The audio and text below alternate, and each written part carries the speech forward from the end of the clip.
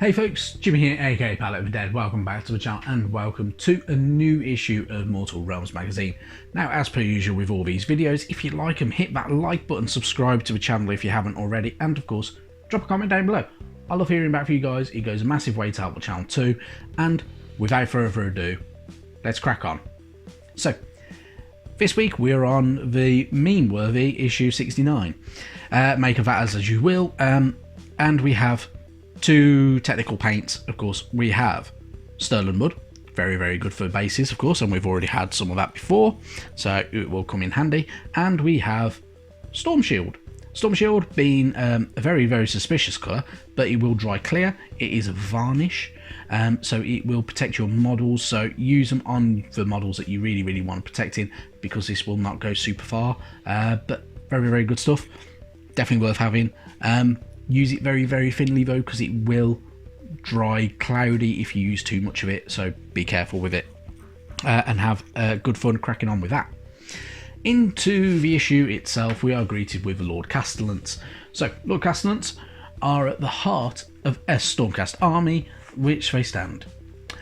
Utterly indomitable in the face of any foe, this warrior and commander ensures his comrades will hold fast no matter what.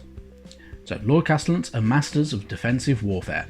They fight at the centre of the Stormcast battle line, hardening the defences of their brethren with inspiring commands and magical powers. Each Lord Castellan wields a lantern blazing with holy light. These illuminating beams repair armour and flesh of the Stormcast, letting them recover from grievous wounds in seconds and warding them against future harm. Mortals who become Lord Castellans are chosen specially from the most stalwart and uncompromising mortal leaders. So, with the Lord Castellans, they are a very defensive style combatant. So they are charged with maintaining the Stormkeeps, improving the fortifications that house the Stormcast Eternals across the mortal realms, and making sure that the fortresses are held through every hard-won territory and everything like that as well, and the Lord Castellan will ensure that the Stormkeep is well defended at all times, making sure that the stores are replenished, making sure that there's no damage to any of the defensives and all that type of thing. We also get some information about two of the more infamous Stormcast Eternal Lord Castellans. So there is Androcus Stoneheart. This Lord Castellan is stubborn, loyal, and utterly dedicated to rooting out evil. Stoneheart keeps an eternal watch over the Skygate of Sigmar, ensuring that none may invade Sigmar's greatest palace in Azir. And then there is also Laurus Grim. This Lord Castellan of Hallowed Knights is renowned for his refusal to admit defeat. He is a grim, stoic figure, wearing down his enemies through relentless determination to win. He is a harsh taskmaster, but his results are undeniable. So, two of the greatest Lord Castellans that I mentioned. Lord Castellans do pop up in quite a few different of the fictional stories and everything like that throughout the Mortal Realms library, essentially, and they are very stoic defenders and very talented commanders as well. Moving on, we have information about giving more history of the realm of Gairan and the Everspring Swarth, part 4. So this is going through the end part of the Age of Chaos and moving into the Age of Sigmar, which gives us where the forces of order started to restore hope in all the mortal realms and fight back against forces of chaos. So really interesting stuff. If you like knowing your lore, make sure you read through all of these parts, because it's fantastic. It's really good stuff. Talking about more of history of lore and everything like that, we get information about the forces of order, and that is the elven god Teclis. So it is said that there is no greater sorcerer in the realms than Teclis. One of the twin gods of light, this elven deity is dedicated to bringing illumination to all of mortal realms. So, eons ago, Teclis was a mortal elf renowned by all for his incredible talent for magic. But when the mortal realms were formed, Teclis ascended to godhood alongside his twin brother Tyrion. Teclis uses magical skills to bind the chaos god Slanesh in an arcane prison that trapped elven souls could be freed from the Dark Prince's clutches. And Teclis is also the creator of the kind of half-lifed elven race of the Idoneth Deepkin. So they are a kind of a bit of a failed race of elves, and Teclis did try to actually destroy them, and was close to it at one point, which drove the Idoneth Deepkin into the oceans to hide, basically, from the forces of chaos, and of course Teclis's ire and everything like that. But Teclis did actually kind of help provide a life and illumination to a lot of the other elves, mainly in the shape of the Lumineth Realm Lords. So yeah, they have a lot of kind of powers that are linked to them and everything like that, and a lot of their history links to Teclis and Tyrion, of course, as well. Moving on, we have a how to paint section about Sigmarite ruins. Paint them how you want, really. You do not have to follow this if you do not want to. There are some pretty handy tips about dry brushing and stuff like that, of course, but entirely up to you how you want to do it. If you are going to dry brush, try not to dry brush using your regular brushes, because you'll ruin them. If you need new brushes, order them online. Go into your local Warhammer store or anything like that, or your local independent, pick up some new brushes. Get specific dry brushes. They have wider bristles. They are designed to kind of withstand it a little bit better. You're not going to ruin any of the fine tips on any certain other brushes. So make sure you get a dry brush. That's kind of my main advice. I use several different dry brushes. I have a small handful, essentially. So one of my ones is I use an Army Painter dry brush, which is a synthetic brush, which means bristles are quite hard and a bit tough and everything like that, but it works wonders. It does very, very well, and it's not going to get too damaged.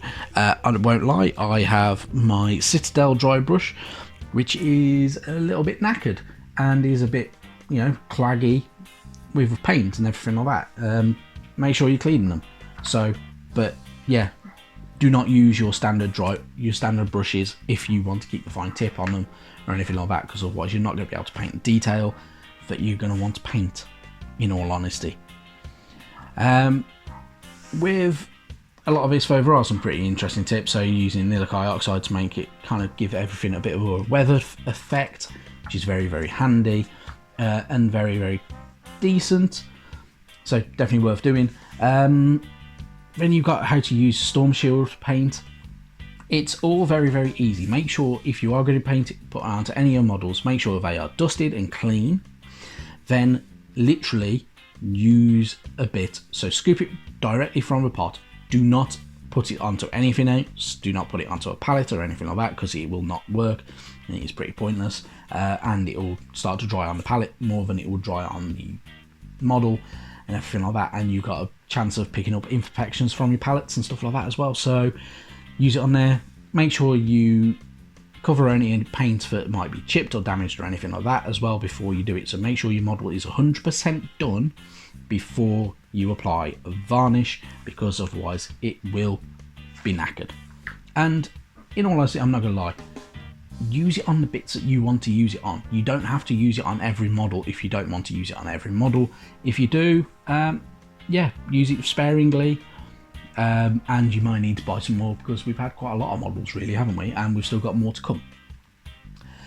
Moving on, though, we have more information about to do with the core rules, and it is, of course, the Realm of Death and Shyish and their different specific rules as well to do with them. And of course, it has some lovely imagery as well of the Ossiarch Bone Reapers, which is always really, really nice.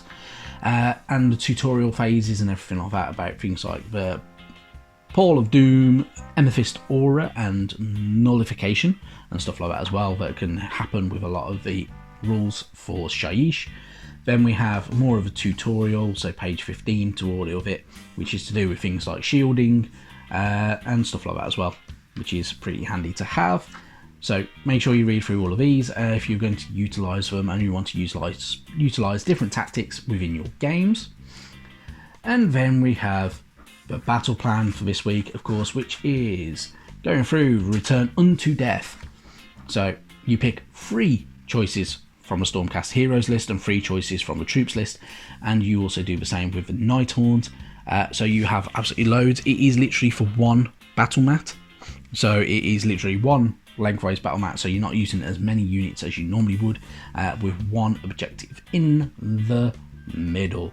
So the kind of idea is Stormcast should need to be getting to the objective, and they'll score a number of victory points equal to the current battle round if they have control of the objective, and the Nighthaunt are more tasked with just killing every Stormcast turn on possible. So really good stuff with that one, so pretty fun. Then we have a pull out section for living magic, which is of course magic in the Mortal Realms, which is wild and unpredictable, and kind of more aligning the malign portents and everything like that as well. So you have different kind of magic. So you have kind of like your magic for the forces of order. So you have things like the Quicksilver Swords and Ethereal Void Pendulum as well, which are kind of your golden magic. You have your grey magic and your void magic and stuff like that. You have the Daughters of Cain's specific spells as well, which are pretty cool. Let's go over. Then we have Zeichin spells.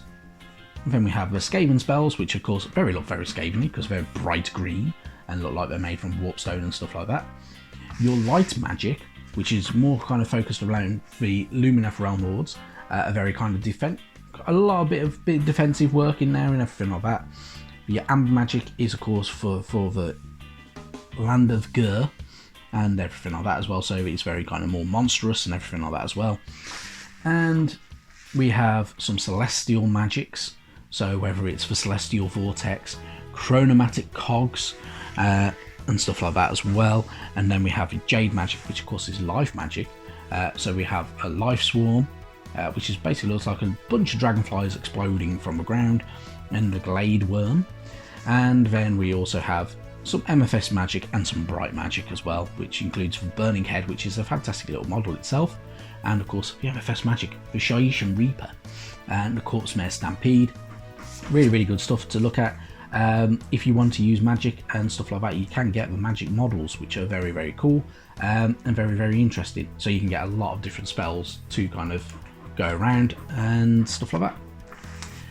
Moving on to issue 70, next week we will have the Nighthaunt champion Kurdros Velitian, and for Craven King, which is a pretty cool model. We'll get information about Tyrion, and we'll also have some new War Scrolls as well in there. And then issue 71, we get the Gryph-hound statues on their plinths, rules for multiplayer games, and new battle plans as well in there, and a lot of other good stuff to follow. So more scenery, new models, very good stuff, pretty cool. So yeah, happy days. Right, thank you very much for watching. I'm going to let you all get on with it and have a good one. See you soon. Bye bye now.